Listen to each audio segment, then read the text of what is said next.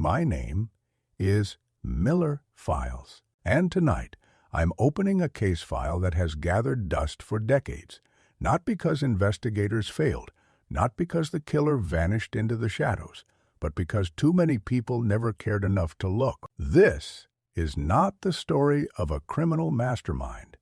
It is the quiet autopsy of a city's indifference, a city that walked past the missing, stepped over the forgotten, and in doing so, helped a killer thrive in plain sight.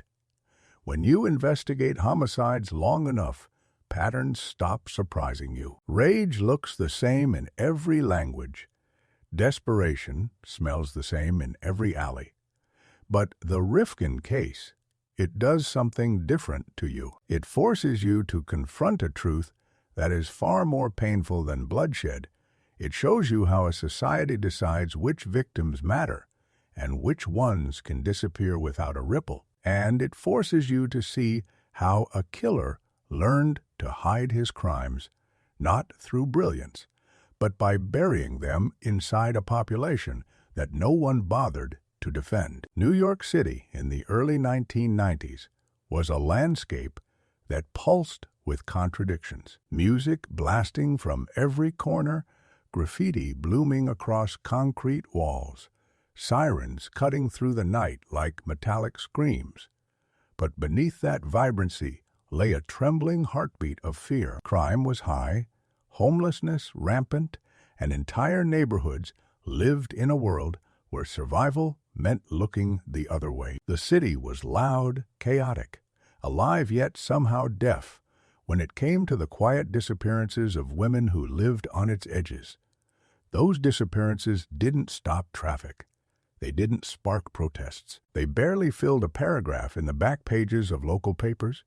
They simply slipped into the cracks of the city as if the asphalt itself was swallowing them whole. And that is where Joel Rifkin lived, not in the physical sense, but in the psychological terrain of a city too overloaded, too exhausted, and too selective about the lives it valued. He blended in not because he was cunning, but because he was invisible even before the killing began. A man without presence, without confidence, without the kind of charisma that makes you remember a face.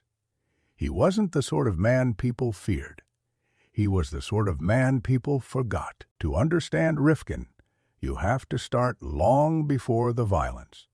You have to picture a boy who never fit anywhere, a boy who walked hallways with his head down, who tried to speak, but never found the rhythm other kids naturally understood. He was adopted as an infant, raised in a stable, middle-class household, but something in him never clicked. Teachers described him as bright but aimless. His peers saw him as odd, awkward, a body taking up space without being part of anything. There was no great tragedy, no dramatic turning point, just a slow accumulation of isolation, a thickening fog of inadequacy. And inside that fog, resentment began to take shape. It wasn't explosive, it wasn't cinematic. It grew the way mold grows in damp rooms, quietly, stubbornly, until it covered everything. People like Rifkin don't suddenly snap. They erode. They dissolve into versions of themselves that no longer expect recognition or kindness, and eventually they look for a way to feel powerful, even if only for a moment. In Rifkin's case, that moment came when he realized how easily overlooked certain women were. Women who sold their bodies to survive. Women with addictions that robbed them of stability. Women who were already invisible long before he targeted them. In the Rifkin timeline, every victim matters.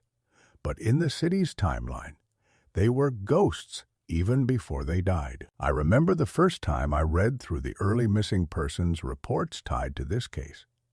Thin files, sometimes nothing more than a name, an age, and a last known location. A few were just descriptions. Black female, mid-20s, possible sex worker. No photographs, no relatives listed, no employer to contact. And when the trail went cold, there wasn't enough pressure from anyone to push the investigation forward. That vacuum is where Rifkin operated. Tonight, as I take you into this documentary, I want you to imagine New York the way I see it through this file. Not as a city of skyscrapers and bright lights, but as a maze of forgotten corners. Back alleys behind strip clubs, abandoned lots, rooms rented by the hour. The stretch of highway where headlights sweep over nothing but grass and darkness. These were the places where Rifkin brought women whose only mistake was being left unprotected. He wasn't fast. He wasn't graceful. He didn't have the predatory charm you see in Hollywood adaptations. What he had was time. Time created not by his skill, but by society's neglect. Police departments overwhelmed by higher-profile cases. Jurisdictions that didn't share information. Families that lacked the resources to demand national attention. Each gap in the system was a doorway, and Rifkin walked through every one of them. This first episode isn't about the murders. It's about the ecosystem that allowed them. Let me take you to June 1993, long before Rifkin's name ever became synonymous with horror. Picture a police officer pulling over a pickup truck because the rear license plate is missing. It's a routine stop. Nothing dramatic. Nothing that would trigger suspicion. The kind of encounter that happens 100 times every night in New York. But when the officers approached the truck, the air was heavy with something unmistakable, the smell of decomposition. One small mistake, one missing license plate. That is what ended 4 years of killing. But the question that haunts this case is not how Rifkin was caught. It is why he wasn't caught sooner. Why so many women could vanish without connecting lines forming on corkboards in precincts across the city. Why no alarm bell rang loud enough to make investigators consider the possibility of a serial predator moving freely between boroughs. And as much as it pains me to say, the answer is simple. The city didn't hear the screams because it never bothered to listen. As a detective, you are trained to separate logic from emotion. But this case doesn't allow that, because when you sift through these pages, when you look at the faces, those few photographs that did survive, you realize that every one of these women had a story. A mother somewhere, a friend somewhere, a childhood somewhere. They weren't defined by their struggles. They were defined by their humanity, and that humanity was erased twice. First, by the killer. Then, by the indifference that let him continue for years. In this episode, we will walk into the opening chapter of the Rifkin case, the environment, the victim's vulnerability, the city's silence, and the killer who learned to hunt not by skill, but by exploiting that silence. You won't leave this episode with answers. You will leave with discomfort, and that's intentional, because to understand the crimes that follow, you must first understand the world that allowed them. This is the beginning of a long descent. This is episode 1, the city that didn't hear the screams. And before we move forward, let me make one thing clear. This documentary is not about Joel Rifkin's glory. It is about the cost of not seeing the people we walk past. When society decides some lives don't matter, it creates the perfect camouflage for a killer who believes the same thing. And that, more than anything Rifkin ever did, is the true horror of this case. When you chase killers for a living, you learn one truth early on. Monsters rarely look like monsters. They don't wear the face of horror. They wear the face of the man standing behind you in line at the supermarket, the quiet neighbor who waves politely, the mechanic who fixes your car, or the man who never makes eye contact when he speaks. Evil, the most enduring kind, arrives dressed as the forgettable. Joel Rifkin mastered forgettability long before he mastered killing. To tell the next chapter of this case, I need to take you back into his life, not to justify him, not to excuse him, but to map the terrain from which a predator quietly grew. Because serial killers do not appear fully formed. They unfold, they absorb. They simmer beneath years of silence before the violence erupts. And when you study Rifkin's path, what emerges is not a dramatic fall into darkness, but a slow fade into invisibility. Imagine a young man moving through the world as if it were a crowded room he'd never been invited into. Joel Rifkin grew up in East Meadow, Long Island, in a modest suburban home. His adoptive parents, respectable and stable, did what they could, but nothing could fill the void inside him. His childhood wasn't marked by beatings or starvation or the kind of trauma that investigators often find at the root of violent offenders. His trauma came from the absence of belonging. He struggled in school. His coordination was poor, his speech was halting, and he often couldn't keep up with the rhythm of conversation. Teachers said he was intelligent, but intelligence is a currency that doesn't spend well in the social economy of adolescence. Classrooms are jungles, and Rifkin wasn't a predator then. He was prey. Bullied, humiliated, ignored, he wasn't the kid who scared others. He was the kid who made them yawn. Years later, when I read through his psychological evaluations, I recognize the pattern immediately. Some people are born into storms. Others create storms inside themselves. Rifkin belonged to the latter. His resentment didn't grow through explosions of anger. It grew through small cuts, every laugh at his expense, every rejection, every reminder that he was a shadow in a world of shapes. By the time he reached adulthood, Rifkin was drifting. No stable job, no relationships, no identity, beyond the sense that he had always been less than everyone else in the room, invisible, insignificant. That kind of emptiness is dangerous when left to harden. His first encounter with sex workers happened long before the murders. At first, it was a transaction. Money for a few minutes of power, intimacy without rejection, attention that didn't require social skill. But sex without connection is never about the body. It's about the mind. For Rifkin, these encounters became the first time he felt something resembling control.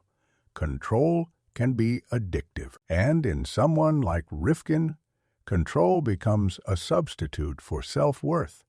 I remember sitting in my office late at night, reading through his file, picturing the young man he once was. And I kept coming back to the same thought: no one in his life ever saw the storm coming, because the storm wasn't loud. It was silent, heavy, and waiting. By the late 1980s, Rifkin was living primarily with his mother, driving her around, doing odd jobs, spending long stretches of time alone in the garage. That garage would become the birthplace of unspeakable acts, but at that time, it was simply a place where he hid from a world that didn't want him. And then, in 1989, the silence shattered. Her name was Heidi Bouch. She was 25. Her life had splintered under the weight of addiction and poverty. But she was still someone's daughter, someone's friend, someone who deserved protection and dignity. But in the eyes of the city, she belonged to a category of women whose vanishings rarely triggered alarms. Rifkin picked her up on a street in Manhattan. A routine transaction. Nothing about that night foreshadowed the horror it would become. They returned to his home in East Meadow, and at some point, something inside Rifkin snapped, not violently, not chaotically, but with the quiet certainty of a man who had finally discovered his dark purpose. Strangulation, the weapon of choice for killers who crave intimacy. Rifkin didn't use knives or guns. He used his hands, or sometimes a ligature. Killing this way requires time, connection, proximity. You must feel the life leaving the body. And for Rifkin, that sensation became the first moment he felt the dominance he'd been denied his entire life. When investigators eventually reconstructed the scene many years later, the garage became the centerpiece, a space where he moved with calculated calm, no frenzy, no chaos, just methodical dismemberment. The cold efficiency of a man who, for the first time, believed he had found something he was good at. But what truly chills me is what happened after the murder. He disposed of her remains across multiple locations, some in the Hudson River, some dumped in New Jersey woods. It was not the work of a genius. It was not strategic brilliance. It was the work of a man who knew deep in his bones that no one would be looking for her with enough persistence to uncover the truth. And he was right. The investigation into Heidi's disappearance fizzled quickly. No family with resources demanding answers, no media coverage, no pressure. Her story dissolved back into the city, and Rifkin watched the world shrug. It became the confirmation he needed. He could kill again, and no one would stop him. Serial killers often evolve with each kill. They refine their methods. They create patterns, trophies, rituals. Rifkin did none of that. He didn't escalate in creativity, only in frequency, because his pattern was not about art. It was about opportunity. He killed women who were already unseen because he had been unseen his entire life. He understood invisibility intimately, and he weaponized it. Over the next 4 years, Rifkin murdered at least 8 more women. Each story began the same way: a pickup on a Manhattan street, a return to his home or a secluded area, the same method of killing, the same cold dismemberment in the garage, and always the same disposal in rivers, forests, or dumpsters. Environments where bodies decompose faster, where evidence is washed away, and where few people ask questions. Jurisdictions changed from crime to crime. Manhattan, Brooklyn, Queens, Long Island, upstate New York. Each murder created another bureaucratic barrier between investigators. No one realized they were looking at pieces of a single puzzle. Each missing woman was handled by a different precinct, and none were considered high-priority cases. I've spoken to retired detectives who worked in those years. Many of them admit they didn't connect the dots because the system wasn't built to care about women like Rifkin's victims. When the system fails someone before they die, it usually continues failing them afterward. There's a temptation in stories like this to focus entirely on the killer, but the victims matter. They lived lives that deserved compassion, not erasure. They didn't die because they were weak. They died because they lived in a world that created cracks wide enough for a predator to slip through. Throughout these years, Rifkin remained invisible. He lived quietly with his mother, mowed the lawn, shoveled snow, did chores, shopped for groceries. Neighbors described him as odd but harmless, the kind of man you'd forget 5 minutes after meeting him. That forgettability was his cloak. In interviews after his arrest, Rifkin said something that has stayed with me. He said, "I didn't want to be famous. I just didn't want to be nobody." Most serial killers want recognition. They taunt police. They leave clues. They crave credit. Rifkin didn't want credit. He wanted to transfer his pain onto others. His crimes were not messages. They were purges. A way to cleanse himself of the humiliation he carried like a second skin. And this is the part of the case that keeps me awake at night. If Rifkin hadn't been pulled over in June 1993 for a missing license plate, how many more women would he have killed? How long would he have operated before someone noticed the pattern? Would anyone have noticed at all? When the city doesn't see you in life, it rarely sees you in death. This episode ends with a truth I wish I didn't have to say. Joel Rifkin didn't hide from the world. The world hid from him, and that is how he killed in plain sight. Episode 3 will take us deeper into the murders, the nights, the selections, the brutality behind the quiet facade, and the growing darkness inside Rifkin as he spiraled further into his secret life. But before we go there, you must understand this. His crimes were not born of chaos. They were born of routine, and routine killers are the hardest to stop. This is the end of episode 2. The portrait is almost complete, but the darkest strokes are still ahead. When you investigate serial murders long enough, you begin to see the rhythm beneath the chaos. Every killer, no matter how unpredictable the newspapers make them sound, moves to a pattern. Some patterns are ceremonial, others are impulsive, but the most chilling pattern of all is the one built from routine. A ritual not forged from obsession, but from habit. Something so normalized in the killer's mind that it becomes as ordinary to him as brushing his teeth or driving to work. Joel Rifkin's murders were not storms.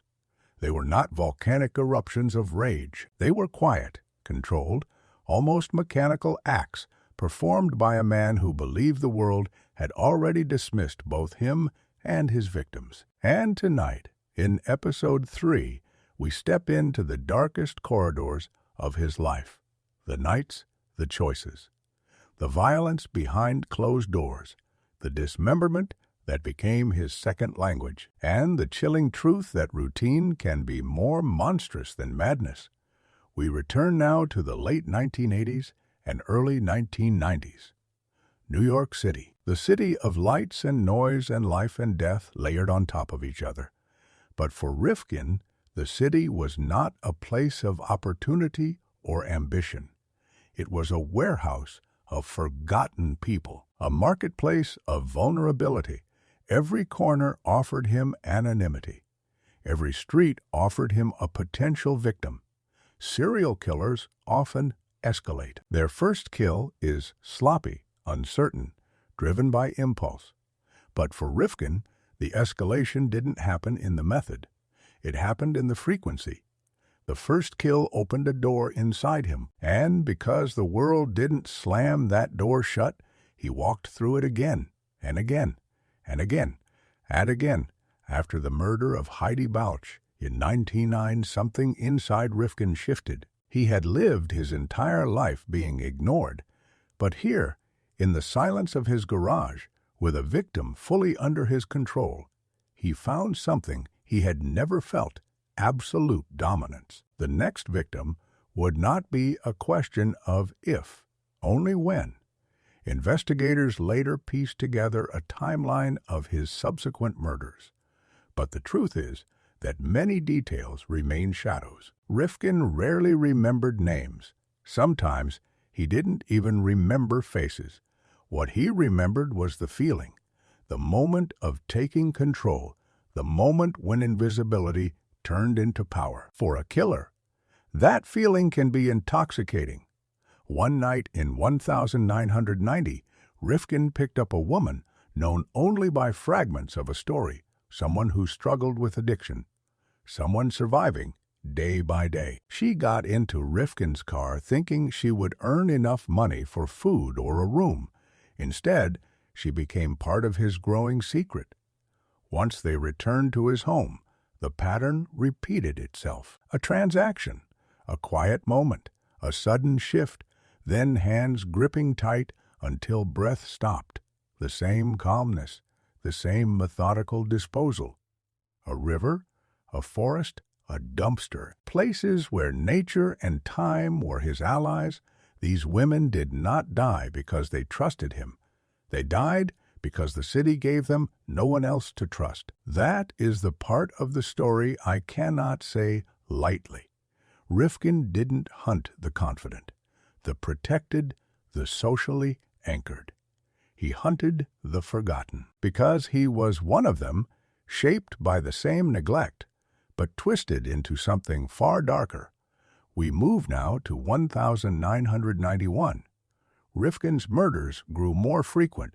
Once or twice a year became 3 or 4. On some nights, he drove through Manhattan for hours, searching for someone who matched the script he had written in his mind, vulnerable, alone, unnoticed. He looked for the same thing he felt inside himself, someone who could disappear without noise.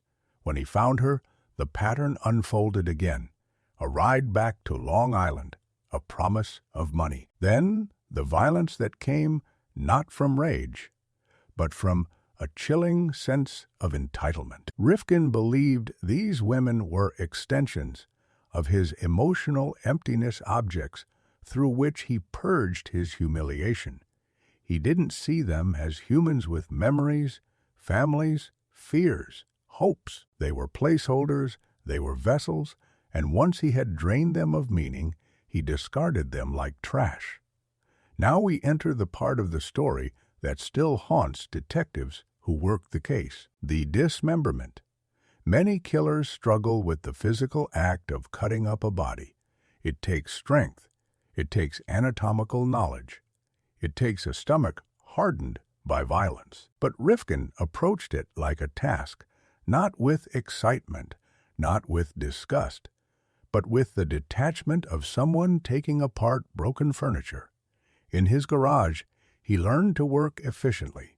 A saw, a knife, plastic sheets, buckets. Over time, he became faster, cleaner, more practiced. He learned which joints separated easily, which bones required force, which tools worked best. This wasn't creativity. It was adaptation, pure, cold adaptation. When you speak to forensic pathologists, they'll tell you the same thing. Dismemberment reveals the mind of the killer more than the method of murder. Someone who mutilates in anger leaves erratic marks. Someone who mutilates in ritual leaves symbolic signatures. But someone who mutilates to conceal leaves patterns of utility, efficiency, and chilling calm. That was Rifkin. He didn't cut to savor the act. He cut because bodies are inconvenient. They take up space. They leave evidence. They demand solutions. So he solved them. He placed body parts in bins. He dumped them in rivers. He scattered them across counties. And in a city drowning in crime, his victims dissolved into the statistics. The morgues filled with unidentified remains. The police departments overwhelmed with bodies no one claimed. Rifkin blended his crimes into the white noise. Now let me take you to a night in 1992. A night many people in law enforcement still refer to as the lost case. A woman in her early 20s, a life fractured by addiction but filled with small dreams, dreams that never reached the surface long enough for anyone to see them. Rifkin picked her up near Times Square. They drove through the city, its neon lights flickering against the car windows, until they reached Long Island. Inside his house, she made a joke. Something insignificant, something insignificant, something no one remembers. And in that moment, Rifkin's internal switch flipped. Later, when he was interviewed, he said something disturbing. "I don't know why it happened that moment. It just felt like the right time." The right time, as if murder were an appointment. He strangled her with the same dispassion he had used before. Then he sat in silence for a long time. That silence became part of his routine. A moment where he allowed the dominance to settle. A moment where he convinced himself that the shame evaporating from his chest was worth the life he had taken. The body was disposed of in garbage bags and left near a roadside ravine.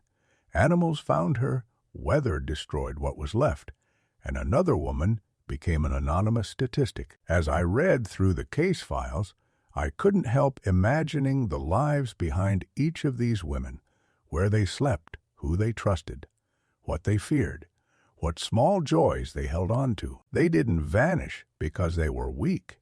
They vanished because their world gave them no safe place to stand. Each murder emboldened Rifkin. Each disappearance confirmed the truth he had learned early in life. He didn't matter enough to be noticed, and neither did they. But the city was changing. Crime rates were being scrutinized. Budgets were shifting.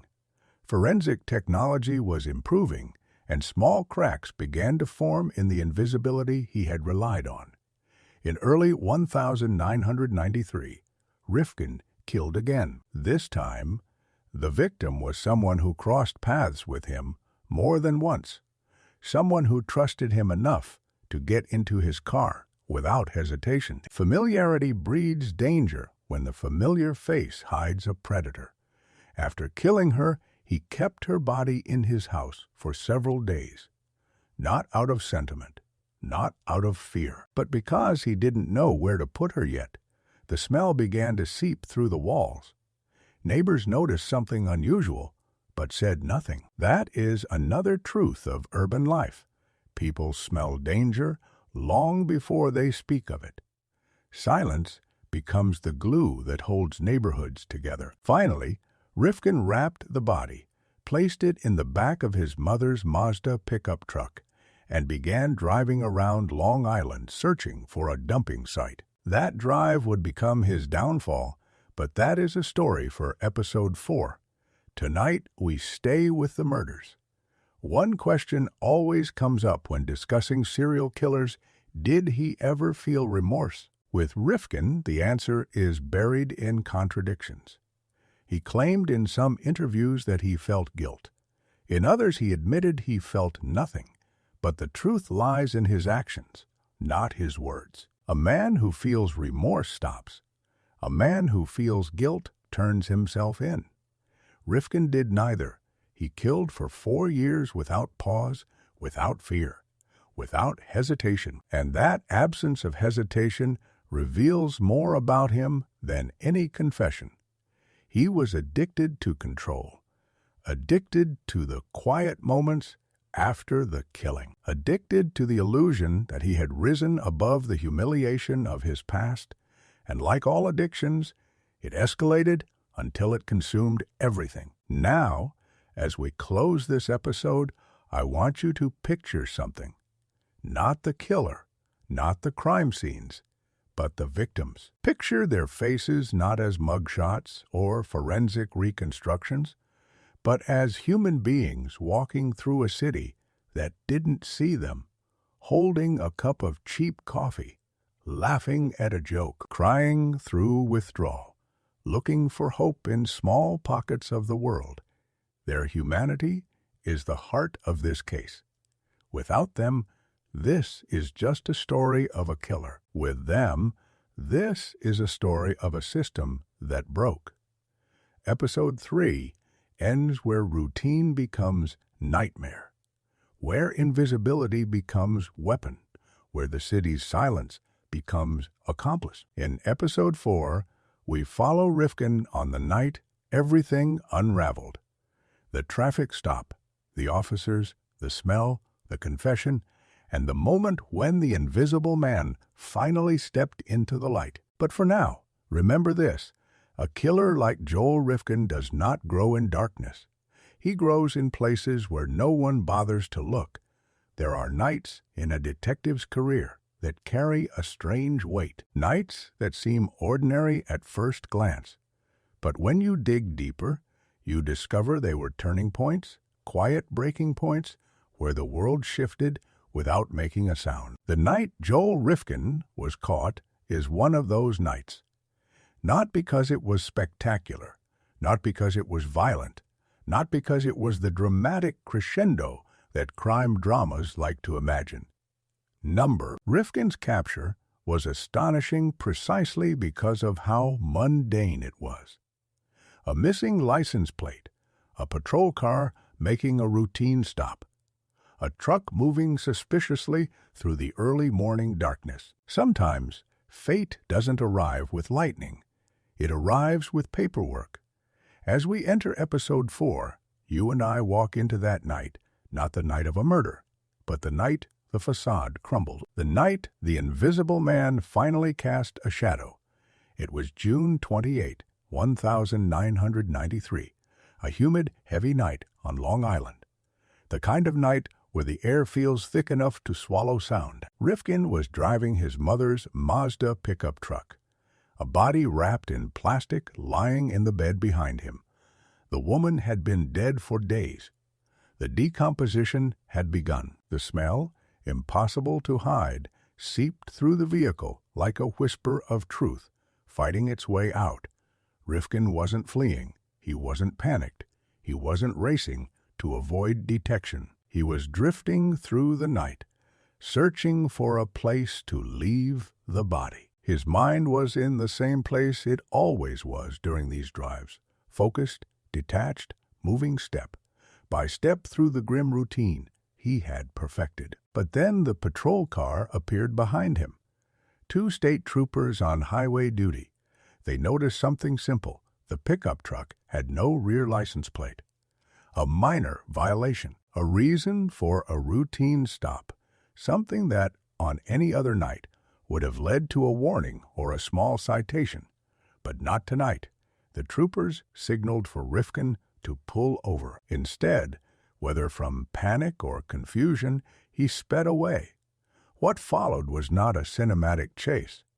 No screeching tires, no weaving through traffic. It was slow, almost awkward. Rifkin didn't know how to run. He didn't know how to hide. He had spent 4 years killing without ever needing to escape from anyone. This was new territory. The chase ended when Rifkin crashed into a telephone pole near the entrance to a plant nursery. The truck jerked to a stop. The officers approached, guns drawn not because they expected danger, but because procedure demanded caution during any pursuit. Rifkin stepped out, silent, passive, his eyes empty in a way that would haunt the officers for years. He looked like an accountant who had worked late, not a man carrying the dead in the bed of his truck. License and registration, one trooper said. Rifkin handed them over without a word, and then came the smell. It moved through the air like an uninvited guest, thick, unmistakable, unforgettable. Anyone who has worked homicide knows the scent of decomposition. It clings to memory. It worms into the deepest recesses of your senses. You cannot forget it once you've learned it. The troopers exchanged glances. One stepped toward the back of the truck. His flashlight beam cut through the darkness and landed on the plastic-wrapped shape. What's in the back? Rifkin didn't run. He didn't plead. He didn't invent a lie. He simply said, "A body?" Just 3 words. The end of 4 years of killing. The officers removed the wrapping. The smell hit them in a wall. Inside was the body of 22-year-old Tiffany Bresciani, a woman whose life had been crushed by addiction, but whose dreams were as real as anyone else's. A woman who never imagined her final moments would end in the hands of a man like Rifkin. The officers arrested him on the spot. His hands were cuffed. His rights were read, and as they placed him in the back of the patrol car, he sat with an eerie calm, as if the weight of his secrets had finally been lifted. The invisible man was visible at last, and now the city would have to face what it had ignored for too long. At the precinct, the interrogation room was small, sterile, lit by fluorescent bulbs that hummed faintly overhead. Rifkin sat at the metal table, hands folded neatly, as if he were a student waiting for a lecture to begin. 2 detectives entered. They expected resistance, denial, maybe panic. Instead, they found cooperation. "Do you know why you're here, Joel?" one detective asked. "Yes," Rifkin said. "Do you want to tell us what happened? I've killed a lot of women." Not a whisper, not a confession, dragged out through pressure. A simple, matter-of-fact statement, spoken the way a man might confess to breaking a lamp or forgetting to pay a bill. Over the next hours, Rifkin spoke calmly about the murders. He didn't remember all the names. He didn't remember all the dates. Sometimes he remembered only a location, sometimes only a method. But each story carried the same detached cruelty, the same routine, the same chilling lack of emotion.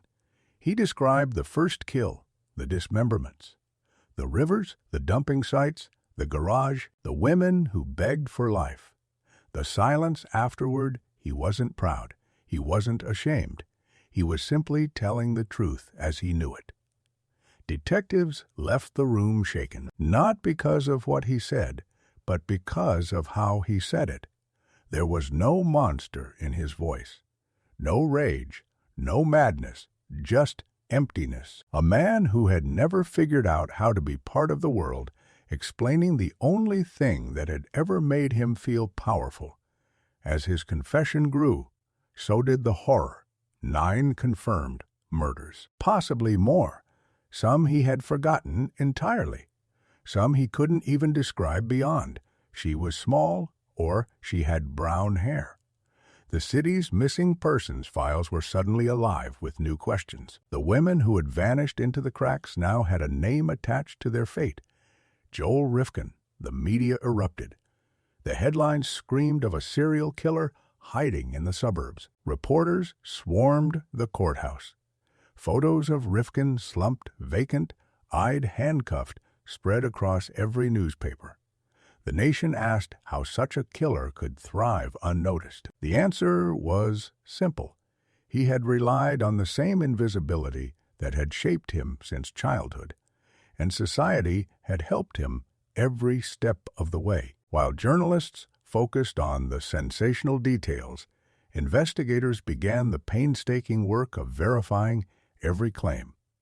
They searched the backyard, the garage, the crawlspaces. They sifted through the belongings he kept.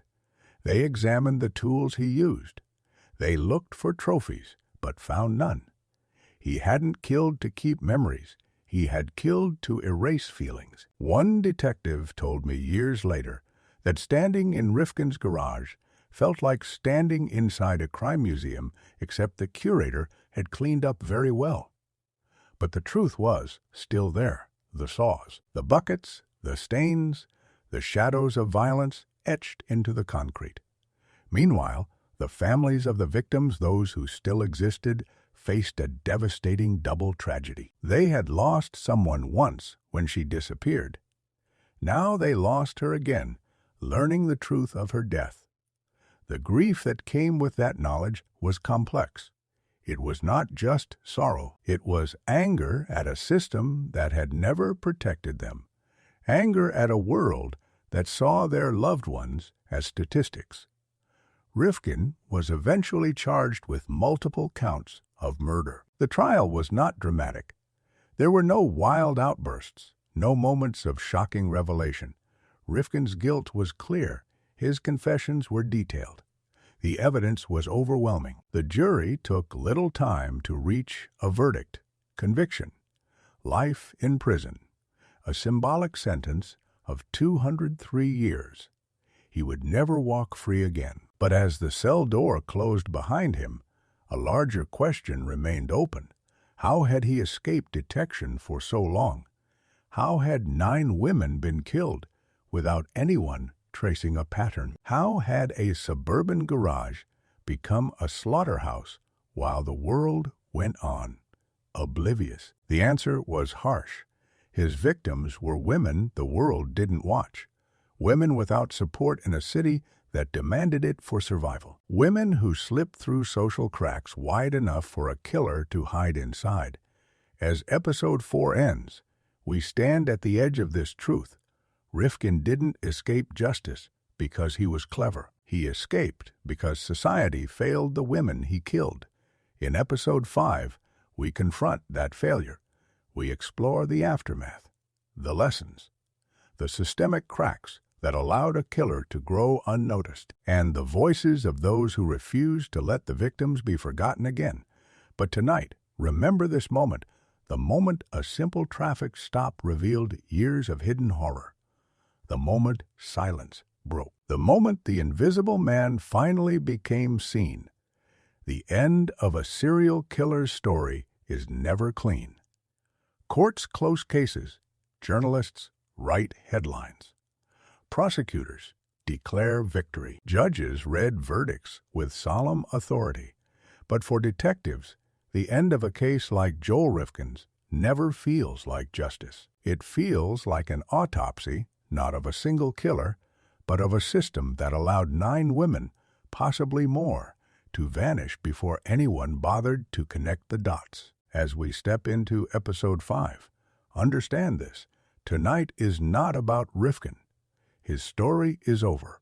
His cell door closed decades ago. Tonight is about the women whose lives ended long before their stories were ever told. Tonight is about the city that did not see them, the agencies that did not hear them, the society that did not value them, and the silence that allowed a killer to grow. This final chapter is not an ending. It is a reckoning.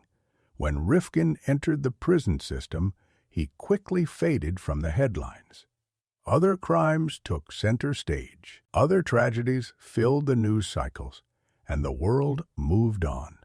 But the families of his victims did not have that luxury. For them, the aftermath was a second grief, one shaped not only by loss, but by the realization that their loved ones had been invisible while alive and nearly invisible in death. Let me take you into some of those family stories, the ones that rarely make it into documentaries because they lack the sensationalism audiences crave. But these quiet stories are the ones that matter most. One mother described spending years begging detectives to search further for her daughter, only to be told each time that these things happen and she'll turn up somewhere. Her daughter didn't turn up. She was buried in a field, dismembered and nameless until Rifkin confessed. The mother said that hearing her daughter's name in court brought her no closure. It only confirmed that her worst fears had been met with indifference. Another family never even knew their daughter was dead until the day the police knocked on their door, years after she had disappeared. They had reported her missing. They had begged for help, but her lifestyle made her a low priority in a city drowning in cases. When the truth finally arrived, it came too late for anything but grief. There were families who never showed up to the courtroom at all, not because they didn't care, but because they could not bear the shame. Addiction, homelessness, sex work.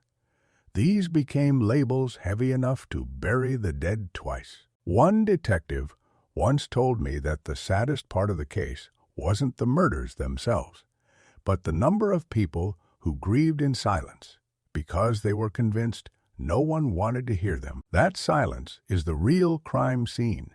As investigators built the timeline of Rifkin's murders, they found something more disturbing than anything discovered in his garage. They found gaps, years of unsolved cases, files missing names, bodies missing identities, families missing answers. In some instances, remains had been discovered but not connected to any missing persons report. In others, missing women had never been found at all. Rifkin's confession closed some of those cases, but many more remained shadows, files that may or may not belong to him. This is the uncomfortable truth. When victims are invisible in life, they often remain invisible in investigations, and that is why this case haunts me. Rifkin did not exploit brilliance, nor technology, nor criminal sophistication. He exploited indifference. He exploited silence. He exploited the distance between society's promises and society's priorities. When I think of his garage, I don't think of the tools or the plastic sheets or the buckets. I think of the fact that no one knocked on that door, not once, despite the strange smells, despite the odd hours, despite the warning signs. People sensed danger, but silence kept them frozen. Silence, more than any weapon Rifkin ever held, protected him. The justice system responded after his arrest. Manhattan, Queens, Nassau County all launched internal reviews. They admitted to communication failures. They acknowledged that they had not shared missing persons data effectively. They promised new protocols, new technology, new training. But criminal justice reform is often reactive. It arrives after the horror, not before. And for the women Rifkin killed, reform came decades too late. Let's step inside the courtroom one last time. There sat Joel Rifkin, slouched, emotionless, wearing glasses too large for his face. He did not look at the families. He did not seek forgiveness. He did not defend himself. He simply sat there like a man who had always expected to end up in a cage. The prosecutors laid out the evidence, the confession tapes, the DNA, the remains, the photographs of dumping grounds. The jury listened, some cried, some looked away, unable to meet the reality of the cruelty laid before them. But the courtroom was not filled with reporters, not filled with crowds. This was not a spectacle, and that, in a tragic way, felt fitting, because the victims had not been given attention in life. Why would the world pay attention now? When the verdict was read, Rifkin showed no reaction. Life in prison, 203 years, a sentence designed to ensure he would die behind bars. When he was taken away, one of the mothers whispered, "At least now he will be forgotten." But forgetting was never the problem. The real tragedy was that he had gone unnoticed for so long. The world often asks why serial killers fascinate us. Perhaps it is because they force us to confront the cracks in our systems, the blind spots in our communities, the fragility of our trust. Rifkin's story does not teach us about genius or cunning or evil brilliance. It teaches us about apathy. It teaches us about the price of not seeing people we walk past every day. It teaches us that monsters grow in the quiet corners where no one bothers to look. Now, let's look at the aftermath, not through headlines, but through the impact. After the Rifkin case, New York City expanded its missing persons coordination system. Databases were brought up to modern standards. Jurisdictions increased communication. The city began taking sex worker disappearances more seriously.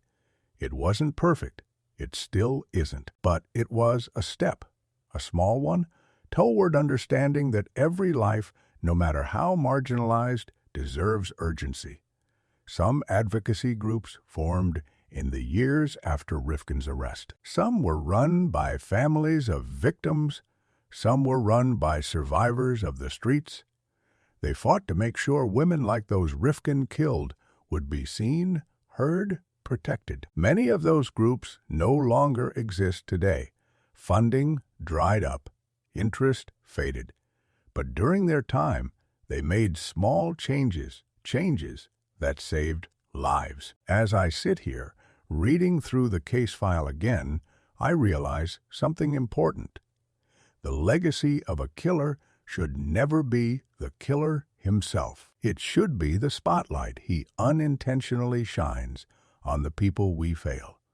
Rifkin will die in prison. His name will be footnotes in textbooks, a chapter in true crime documentaries, a cautionary tale. But the real story, the story that should outlive him, is the one about the people we didn't see, the people we didn't value, the people who deserved more. Before we close, I want to take a moment to speak to those women, not by name, because some names are gone, but by truth.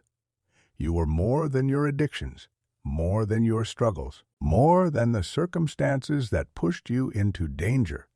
You were human. You deserved protection.